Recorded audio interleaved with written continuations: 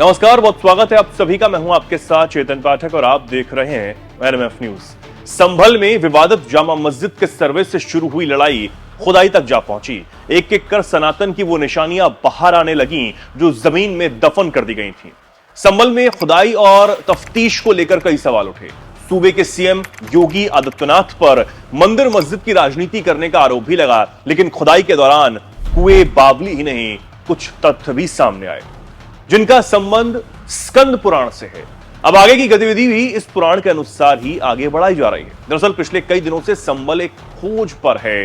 खोज संभल महात्म्य में वर्णित तीर्थ स्थानों की, खोज प्राचीन धरोहर की, खोज संभल की वास्तविक तस्वीर को सामने लाने की। इस खोज में योगी का प्रशासन दिन रात जुटा हुआ है। प्रशासन इसके लिए संभल महात्म्य की मदद ले रहा है।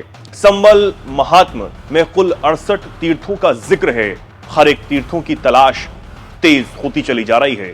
अब तक 35 तीर्थ मिल भी चुके हैं, जबकि 33 की तलाश में प्रशासन अब जुटा हुआ है। संभल में मिली धरोहर को संवारने की कवायद तेज। संभल में खुदाई के दौरान 35 तीर्थों के साथ 19 कुएं भी मिले, जिन्हें उनके पुराने स्वरूप में लौटाने की तैयारी की जा रही है। संभल महात्म्य में इन कुओं का भी जिक्र किया गया है। प्रशासन की कोशिश है कि इन्हें संवार कर जल स्रोत के रूप में इस्तेमाल किया जाए। इसके लिए सरकार ने बजट भी जारी कर दिया। जो संभल में 19 कूप, 36 पूर्वे, 52 सराय और 68 तीर्थ माने जाते हैं। कूप के बारे में और मंदिर के बारे में वो जब आएंगे, कार्बन डेटिंग होगी, उसके बाद इसका वास्तव में पता चलेगा। डीएम साहब नोटिस दे रहे हैं किसी को? बिल्कुल, जो ड्यू प्रोसेस ऑफ लॉ है उसको फॉलो करेंगे। पहले हम रिक्वेस्ट कर रहे हैं कि वो स्वयं अपना अतिक्रमण तोड़ लें। यदि वो नहीं तोड़ेंगे तो फिर थ्रू नोटिस हम कोई एफआईआर दर्ज की गई है अब तक? सर बिजली कार्रवाइयां हुई हैं, कितने एफआईआर दर्ज हुई हैं बिजली मामले में? अभी तो इनिशियली कल, क्योंकि कार्रवाइयां बहुत ज्यादा थी, 400-500 कार्रवाई थी। संभल के 19 कुएं और धार्मिक मान्यता। प्राचीन काल में मंदिरों और तीर्थ स्थानों के पास ज्यादातर कुएं हुआ करते थे, ताकि वहां आने वाले श्रद्धालुओं को पानी के लिए परेशान ना होना पड़े, क्योंकि उस समय प्यास बुझाने के लिए कोई और साधन नहीं था। इसके साथ ही इन कुओं का धार्मिक महत्व भी है और सबकी अलग अलग मान्यता है। यहां मौजूद चतुर्मुख कूप ब्रह्मा जी ने बनवाया था। इनमें स्नान करने से मोक्ष मिलता है। अशोक कूप में स्नान करने से पितृ दोष शोक दूर होते हैं। रसोदक कूप का पानी पीने से ज्ञान की वृद्धि होती है। मल्हानी तीर्थ कूप में स्नान करने से पाप मुक्त होते हैं। ऋषिकेश कूप में स्नान करने से भगवान खुश होते हैं। पारासेश्वर कूप में स्नान करने से सिद्धि मिलती है।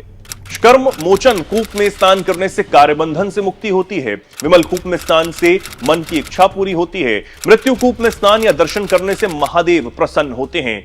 बलि कूप में स्नान से कलेश दूर होते हैं। इनके अलावा वायु कूप, विष्णु कूप, शौनक कूप, यमग्नि कूप, यज्ञ कूप, कृष्णा कूप, सप्त सागर कूप समेत धर्रगी और राह कूप का भी पुराणों में जिक्र है। बिजली चोरी की घटना से शुरू हुई धार्मिक खोज। दरअसल संभल के कई इलाकों से प्रशासन के सामने बिजली चोरी के मामले लगातार सामने आए। इनकी पड़ताल के लिए डीएम ने अपनी टीम के साथ छापेमारी की। एक दिन डीएम और एसपी संभल के दीपासराय मोहल्ले जा पहुंचे, जहां एक बंद पड़े मंदिर के बारे में पता चला। दोनों ने मंदिर को खुलवाया, साथ ही इससे सटे कुएं की भी खुदाई की। इसी के बाद संभल में एक एक कर प्राचीन कुओं और तीर्थों, मंदिरों की तलाश तेज हो गई।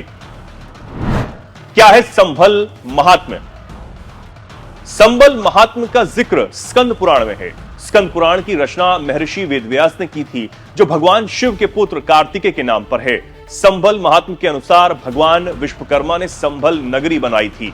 संभल में खुदाई के बीच सियासी लड़ाई भी है। विपक्ष एक तरफ लगातार योगी सरकार पर सांप्रदायिक रंग देने का आरोप लगा रहा है, तो वहीं प्रशासन 350 साल पुरानी किताब के आधार पर हर दिन नई खोज में जुटा हुआ है। इस पर आपका क्या कुछ कहना है? हमें कमेंट करके आप जरूर बताएं और देखते रहें एनएमएफ न्यूज।